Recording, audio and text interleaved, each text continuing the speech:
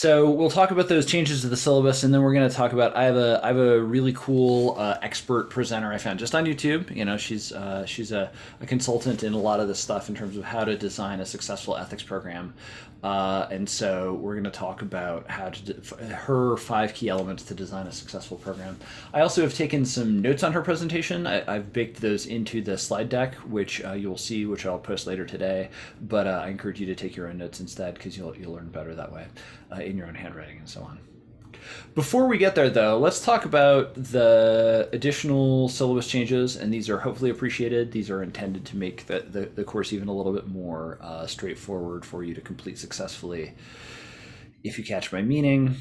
So before the changes, you will have 50 points allocated. You're going to have 50 points allocated to case study number 2 final draft, as I'm going to abbreviate here, CS number 2 final.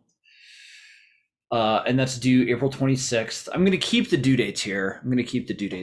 As you've gathered by this point, probably I'm reasonably flexible with due dates. Your drop dead deadline for all of this stuff, though, is the end of finals. I need time to grade and then calculate everything.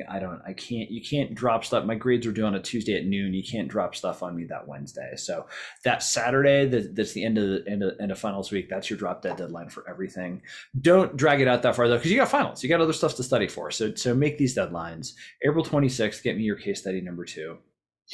Now, the other 60 points before the changes is allocated to your oral presentation of a case study. That will be either number 1 or number 2. And I assume for most of you, that's going to be case study number 2. It's going to be pretty familiar to you, especially given the relatively quick turnaround time, unless you do your final draft a little bit early. That's only a week of turnaround time. So the one that you've been thinking about the most recently is definitely going to be the easiest to do. So I have some changes, though, to implement this, and it's basically going to come down to do the oral presentation or don't, and I have incentives for you to do the oral presentation. So and these 2 assignments add up to 110 points, and so it's going to be about how do we get you those 110 points, depending on whether you do or don't do the oral presentation. After the change, I'm just going to give you all 30 free points. I'm just going to go through today, ideally today, and in your oral presentation column, and enter 30, and just automatically give everyone 30 points out of that 60 for your oral presentation. And if you do your oral presentation, I will still give you up to 60 additional points for that slot. So you'll have 30 plus up to 60 additional points. 30 plus up to 60 additional points. So you could get 90 out of those 60 points. And then your case study number 2 is still worth 50 points, and that adds up to 140 points total possible out of 110. Now those you still got to earn all 140 points. I will still grade the final case, the final draft of the case. I will still grade the oral presentation. You've seen my grading standards. I like to think more than fair, more than reasonable, especially this semester. I think I've been, but it's not an automatic 140 points, but you could get up to 140 points if you get full credit on both of those assignments. And most of you, if you do both of these assignments, will get more than 110 points in those 2 assignments. Now, this is above and beyond the maximum extra credit for this semester on other extra credit assignments.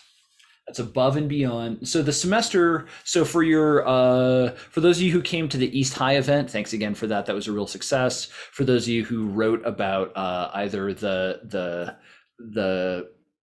social dilemma or the panel beyond the social dilemma, for those of you who've done or are going to do some of those case studies, some of those video case studies on the MindTap platform, all of that, whatever those are, and I've got two more later today that I'm gonna talk to you about. Whatever those are, all of that, the most I'm going to give you is 30 points for really true extra credit, stuff that was not assigned on the syllabus as an assignment. That's going to cap out at 30 points, or 3% of your semester grade. This is an additional up to 30 points, up to 3 additional percent on your semester grade. So you could have up to 6% of your semester grade coming from stuff that's out of thin air, right? So this could really benefit your grade for the semester if you're worried about your grade in this course. Or alternately, if you're pretty comfortable with your grade in this course, and or you just don't feel like doing the oral presentation, and or you're just more worried about your other grades in your other classes, then I encourage you to skip the oral presentation. I don't encourage you to, but you're welcome to skip the oral presentation. So, and if you do that, then I'm going to make your case study number 2 now worth 80 points. Your case study number 2 is now going to be worth 80 points. And you'll still get these 30 free points. So that adds up to 110 points, and that's 110 out of 110. So you skip the oral presentation, you get more points possible for the case study number 2 final version, 80 out of 80 instead of 50 up to 80 out of 80 instead of up to 50. And then that's how we get to 110 points. You miss out on the chance for bonus points, but you at least are well on your way to, especially if you're already on your way to an A, you're pretty comfortable with how you're doing those 33 points. Again, everyone's going to, even then, I think I have one, I don't think they took a W. I think I have one student who still has done nothing all semester and still hasn't withdrawn from the class. And obviously don't do that. Like, that's not a good idea. None of you listening to this, that applies to. But even that student is getting 30 points as a starting point on their oral presentation. And then, so everyone gets that 30 points, period. So this is your choice. I've made a table as well to make this just super, super clear. So you either complete the oral presentation, and case study number 2, the final draft, is worth 50 points. The oral presentation is worth these are up to 50 and up to 60 points. You get 30 free points, and that adds up to 140 out of 110. Or skip the oral presentation, then you get 0 on it, except for the 30 free points. I'm going to make the case study number 2 final worth 80 points now. That's how you get to 110 out of 110. Thank you all for brainstorming this with me a little bit and being a real quick focus group with me last Wednesday as I thought through it. The vigorous nods of like, yes, please make this change made me pretty comfortable feeling like, and also like, it's who wouldn't prefer this, right? So either you do what was on the syllabus and you could get more points out of it, or you get to skip an assignment and still get the same number of points that you were planning on being eligible for. So I think it's pretty student friendly, pretty frankly grade inflationary. I'm okay with that given it pandemic, et cetera, et cetera, et cetera. Any questions about any of this? When is the oral presentation due then, officially? Yes, good question. So it's due May 3rd, which is that Monday. And let me pull up the assignment as well, just to run over that for folks. Now it's all right here. The only thing I haven't put here is the logistics of what it is that you're going to do, and it's going to be via the. Let me make this just enormous. Okay. So you're going to adapt your case study into an oral presentation of 5 to 6 minutes. You are not constrained to reading your paper, and in fact, you should not do so. You should not do not read me your paper and expect 60 points for this assignment. If you just read me your paper, I'm going to give you maybe if you read it really well and you stay within time, here's your C. If you read it poorly, here's your D or worse, right? So don't just read me your paper. Make this actually an assignment that is worth your time to do. First of all, you're almost certainly going to have to cut some of it out to stay within time. A 4-page double-spaced paper, if you read that out loud, for most people, that's about 8 minutes. So you're going to have to cut some stuff out to make that make sense. Also, think about some of your written language, how some of your written language will not work well if you just read it aloud, right? So like an M dash, like a double dash, what's the equivalent of that in speaking? You have to think about all of this stuff differently. For instance, as well, think about how you cite a source. You cannot make a parenthetical citation in an oral presentation, so you'll have to make a brief explanation of the source you're relying upon. Some of you have been doing too much of that in your written papers. In your written papers, stop that. In your written papers, a lot of you are saying, according to Logan Davis, who writes for the New York Times in a piece entitled such and such, right? And then you throw in the quote. Like, In your written paper, do not do that. In your written paper, instead say, as one journalist notes, or as one columnist notes, or just say, like, or as some researchers note, quote, and then drop the quote or drop the paraphrase and then throw in the parenthetical citation. And because of the medium, because it's in print, I can say, oh, this is who you're citing. I want to go look at that anyway. I want to go identify the citation anyway. And it makes it easier for me to see that's a citation when I'm trying to read paper number 45 out of 90. Right. So in writing, don't do this. But when you're speaking, you can't just drop a quote and then say, oh, that thing I just quoted, that's from so-and-so. Like, that doesn't make any sense at all when you're speaking out loud. So when you're speaking out loud, you're going to want to introduce the quotation. You're going to want to introduce the paraphrase. Some of your quotations might not make the cut. Some of your ideas are not going to make the cut. Some of your facts and figures are not going to make the cut. So you're going to have to adapt this to being a presentation to get a good grade on the presentation. The other thing you're going to have to do is rehearse your presentation. I recommend at least 1 hour of rehearsal spread across at least 3 sittings. So 5 minutes or so. So that's, three sittings, that's 4 times, and then put it away, have dinner, come back to it, sleep on it, come back the next day, rehearse a few times. If you give me 1 hour of practice, you're on a presentation that is well organized, and is where you've rewritten it to be a presentation. If you give me just 1 hour of practice, you're very likely headed for an A.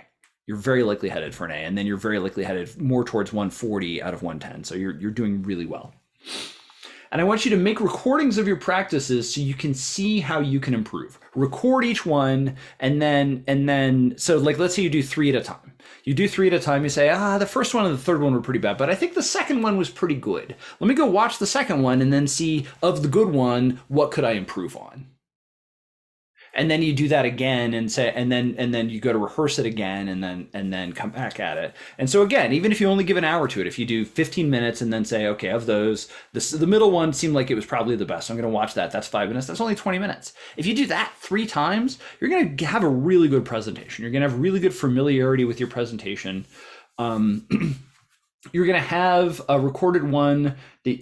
Practice until you have limited dependence on your notes and you just sound conversational. Now, don't have, if you're speaking in person and you had a couple note cards just to remind you of your outline, maybe to make sure you get a quotation just right, like, that would be fine. I would be okay with that. But in this medium, put your notes here, like on the computer, so that you're looking at the screen, you're looking at the camera. If you're speaking into your phone, you'll have less real estate to work with, so that'll be a little bit weird, but at least the parts that you're most likely to forget, put those on your phone wherever you mount it, and then you've just got your notes right in front of you. It looks a lot less like you're reading to me. But if you put a manuscript there and you're reading me your manuscript, it's really going to show, and I'm going to dock, because this is now an optional assignment, I'm going to dock you substantially if you do that. So if you're going to do this, put the effort into it to try to make it be a good presentation.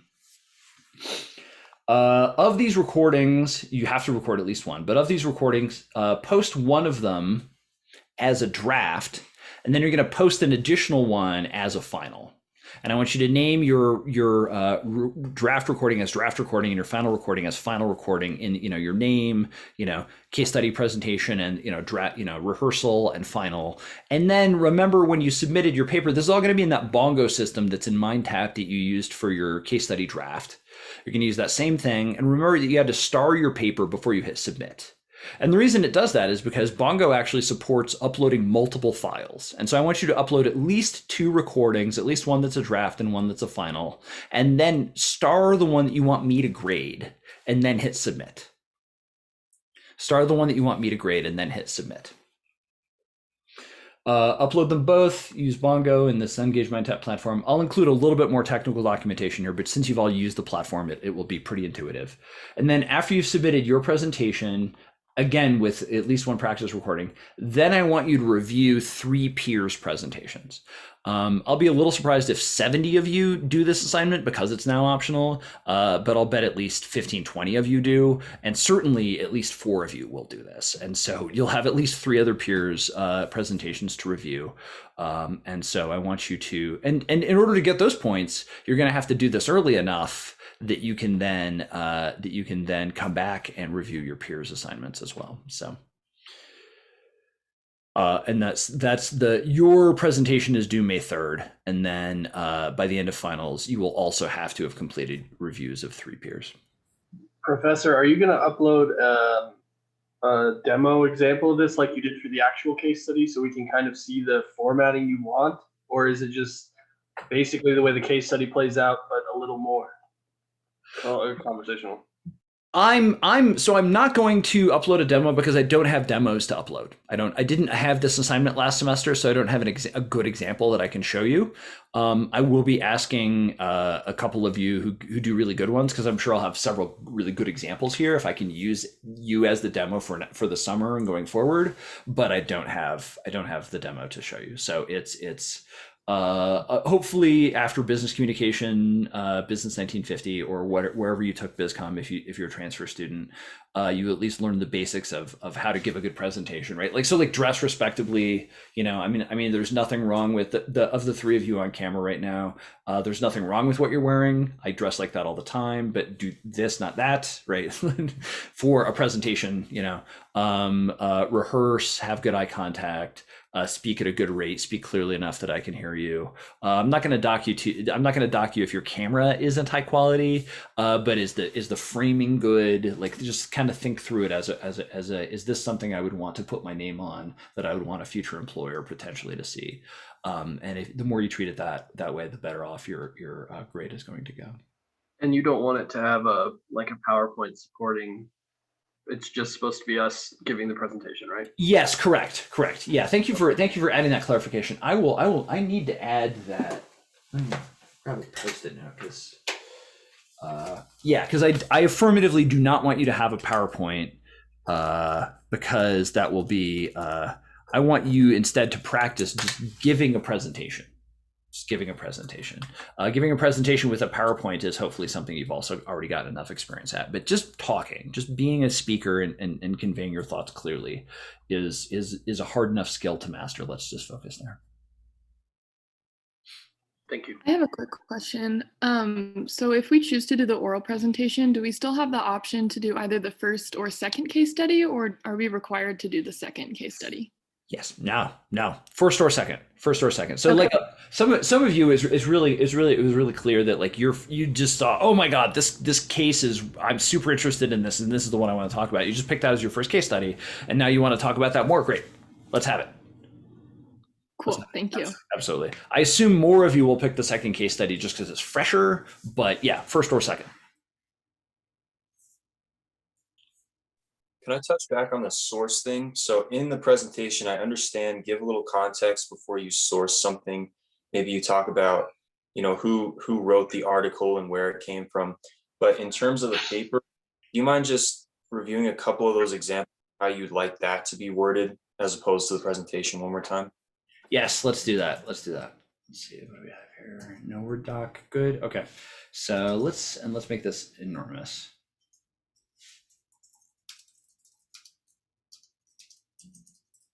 Is this big enough? I can make it bigger. Oh wait, that's ridiculous. Okay, is that good? Can we see that mostly? Okay. Let's see.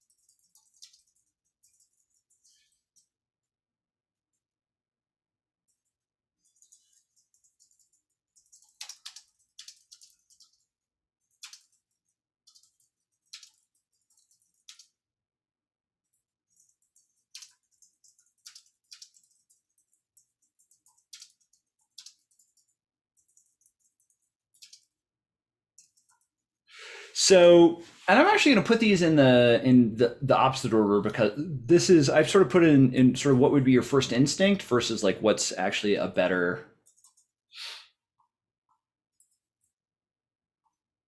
So this is more the order better best, better, still solid.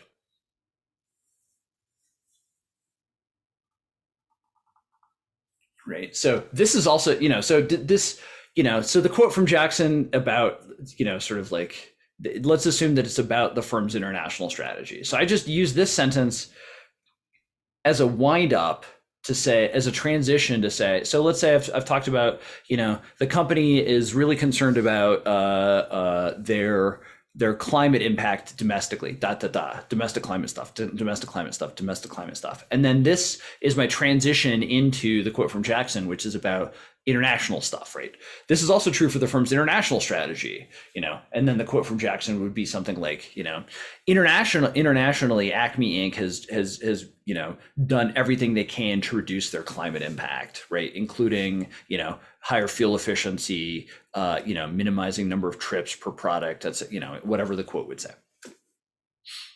And then the only thing that you really see, so like, I just put quote from Jackson in here, right? But the actual quotation would, obviously, you're not saying quote from Jackson between, right? This is just something that Jackson writes in their article. And so the only time that we see the name isn't until, we don't see the name until the parenthetical over here. We don't see the name until the parenthetical over here. I forget, you have to forgive me, I forget whether a comma before the page number is appropriate in MLA. I'm obviously not that persnickety about it. I dream in APA. I'm an APA person. I did my PhD in a program that was very APA heavy. So I'm more familiar with that. I know most of you using MLA. But at this point, okay, great. So as your reader, I can say, this is also important communication with me. This is also important communication with me. It says, this is the source that I'm using. And the way that I take advantage of that is okay, great. I flip, I scroll down to the works cited list and say, okay, who is this Jackson person? And what venue did this come in? And if it comes in a scholarly journal, I'm going to be able to identify, okay, great. This is a scholar who's talking about, their international stuff is also really locked down. Here's what that looks like. Or, it's Forbes or Wall Street Journal or something. Okay, this is a credible source. And so real quickly, I can say, this is a source that relates really, really quickly to this. But also, and I'm not kidding at all, this right here, the parentheses themselves, and putting the parenthetical at the end, instead of making me parse the cites out in ordinary language, right, is also super helpful. It's super helpful when I'm trying to read paper number 45 out of 90. Because I'm trying to, one of the things I have to do, in addition to reading the text, I also have to say, how many sources are there? How often are those sources cited? And are they credible sources? And are any sources overused? Right? Or any sources underused? Like, this is a really important article that's exactly on the topic of the article, but you only use it once, right? So doing this makes it really easy for me, a highly studied eye, to identify that's a source. So when you do that for me, I'm happy.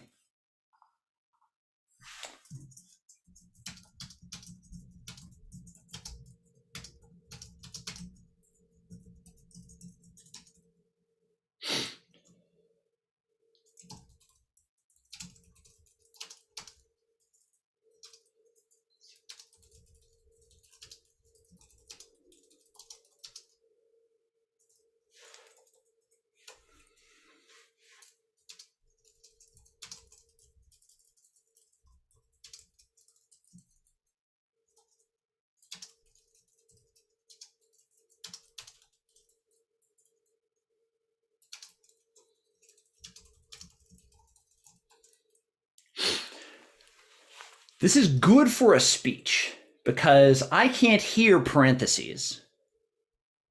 And you're not going to stop out. Don't read this out loud. You certainly wouldn't say, in their international such and such, they have also such and such, Jackson 32.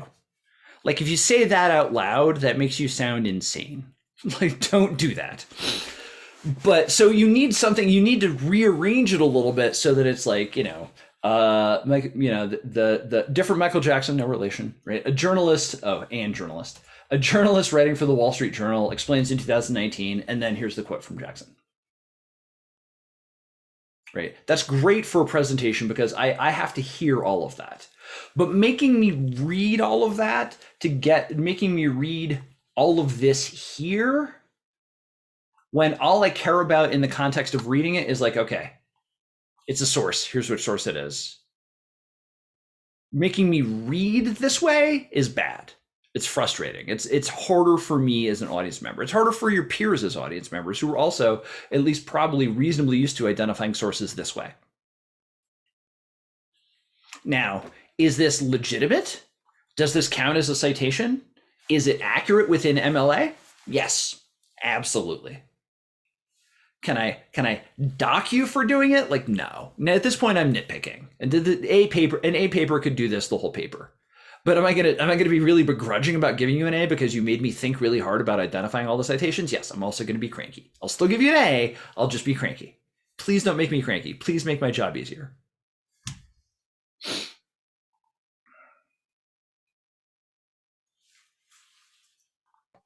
Professor, are we going to get your feedback on our first draft submission as well before the rewrite, or do you want us to strictly rewrite it based off peer feedback?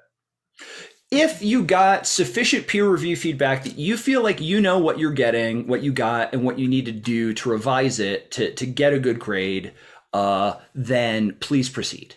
If you did not, please contact me and say, Professor Herman, I got, I only got 2 out of 3 responses. One of them was 2 sentences, and one of them is like, it was like the start of some good feedback, but there wasn't enough there to just be like, okay, now I know what to do. Please contact me.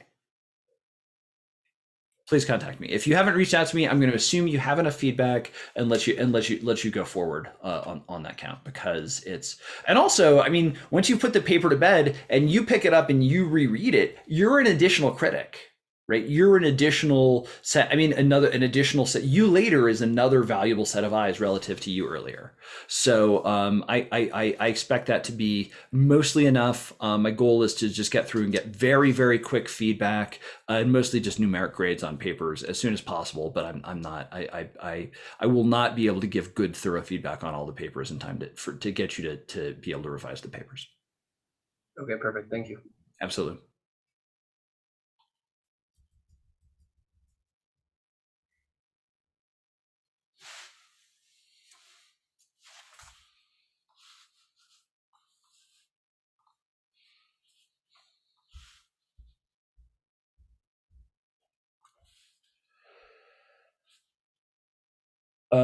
Okay, I've got a couple additional extra credit opportunities I would like to tell you about.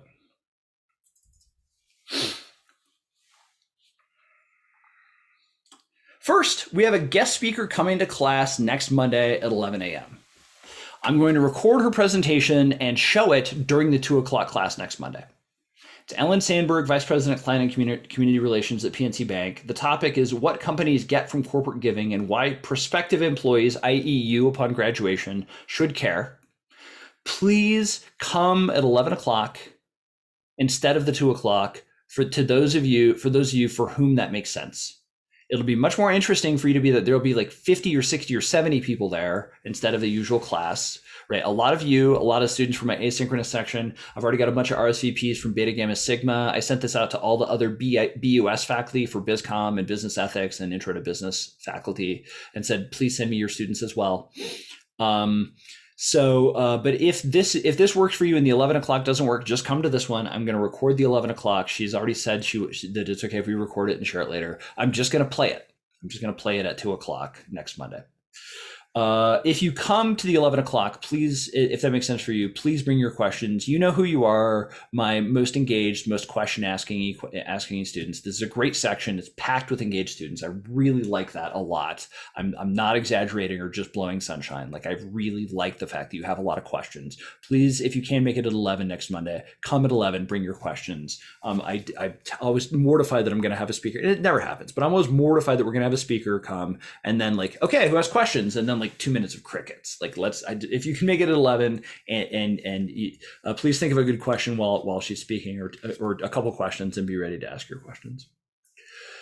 I will post the discussion board on Canvas. You can participate, same as a chapter discussion, 6 to 8 thoughtful sentences, get up to 20 extra credit points. Now that's within the bucket that's up to 30 max for the semester. So like the video case studies for those of you who were at East High School, which was great, thank you again. The social dilemma and beyond the social dilemma, all of those extra credit opportunities, max 30 extra credit points total. So, but if you've only got 10 or 20 or 0, come get 10 to 20 this way, up to your 30 limit for the semester. Simonis, you've got is that applause or a question? Sorry, I put applause first before question. If you come to the 11 a.m., is there anything different that we should be attending for at 2 o'clock, or should we just treat that as our class for the day? Treat that as your class for the day. If you can make it to the 11, come to that instead of the 2. Gotcha. Absolutely. Thank you. And it's got a different Zoom link. Check it. Make sure you check out the syllabus online. Check out the syllabus online. So the syllabus has the Zoom link for the 11 o'clock class. This link will not work for that. If I'm not running around with my hair on fire, I'll try to log in to this Zoom link and say, no, it's on the other one. Check this, just to try and catch people. Don't be that person. Log on with the 11 o'clock link. I also have I made a tiny URL for it too. I forget what it is, but I'm gonna have to make this available to the asynchronous students as well. So I'm gonna make an announcement with that and all of these extra credit opportunities and the syllabus stuff. I'm gonna make that today, so the asynchronous students are also up to speed. So just check that announcement if you don't know where on the syllabus to find the Zoom link. Do you want me to post the tiny URL for it in the chat? Oh, please, yes, thank you. I can do that. Awesome. Most appreciated. So if we have another class at 11, but we can still show up to the 2 o'clock and we do have questions, where should we go with those questions, or how should we go about that? Or is it just kind of like out of luck at that point, maybe? My intention was to play the presentation and then play the questions that get asked and answered by the speaker at that time at 2 o'clock. So again, so if you have another class, I'm sorry, it's not quite as valuable an experience because your particular question, you would have a great question. I'd love to hear what question or two you would have, but if you have another class, please go to your other class and then come to 2 o'clock and we'll just play the recording. So yeah, it'll be fine. I was just curious, but it's not a big deal. So, yeah. If you based on this topic, if there's something that you think you can think of in advance and you want to send me with a question, I'll try to fit it in for sure. Thank you, Clayton. Yeah, the tiny URL is tinyurl.com/MSU Denver CSR 2021-04. So it just resolves the tiny URL, just changes over to the Zoom link for my 11 a.m. class, but that's on the syllabus too. So go get it there as well. But so that's one opportunity for those of you who've not maxed out at your 30 points yet. That's one opportunity. I have another one tomorrow. For those of you who don't have an 11 a.m. on Tuesdays or Tuesdays and Thursdays. The international business speaker is, and this is my bad for not recognizing how relevant this is to our class and posting this earlier, because Gina Cook, who hosts these, who's a fantastic international business professor, has been pushing this out for a couple weeks, and I finally was like, oh, I got to go to that. I should tell my students about it. So Aligning HR and International Business Strategy, Compliance, Cost, and Culture by Mark Ciccatello, who's based in Denver, works as an HR consultant and Employers Council, and is also a board member of the World Trade Center Denver. Mark works with both private and public employers in the areas of HR strategy, compensation, performance management, international HR, and ethics. Join as he talks about aligning human resources and international business strategy. Here's the Zoom link. The parts where they embed the again, I'll make this put this in the announcement as well. But it's got the meeting ID and passcode here for you if you want to type that in manually. Same thing, up to 20 points, but up to your 30-point max for the semester in terms of extra credit. I'm a grade inflator. I'm just to a limit though, like to a point. So before we get to our speaker, any other questions, concerns, discussions?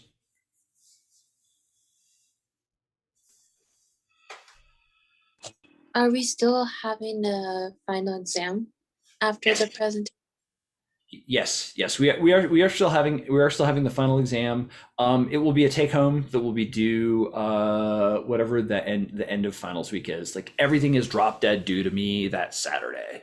So whatever that Saturday is before that is the end of final semester, the end of final exams, because I got to grade everything. I got to get it in the grade book. Okay, thank you. Only 50 points though. 5% of your semester grade is on the line, and I'm gonna try to have it be more multiple choice, maybe more like 8 5-point multiple choice questions and pick one of 3 short answer questions. And I'm going to absolutely do my absolute best to make the multiple choice questions easier this time. I deliberately make my midterms harder than my finals. I deliberately chose some pretty difficult multiple choice questions. Average correct rate on my multiple choice questions, except the first one, which was 100% as intended. The other 7, I think the average was about 60 or 70% of folks getting any given question right, and that was kind of on purpose. So if that trips too many people up too bad at the end of the semester and the final semester grade distribution isn't as good as I would like it, I reserve the right to curve. I don't think I'll have to, given that I keep giving you so many opportunities to rack up other extra points and then grade everything else pretty gently. But I will. My intention is not to do that with the final. I want everyone getting an A or B on the final.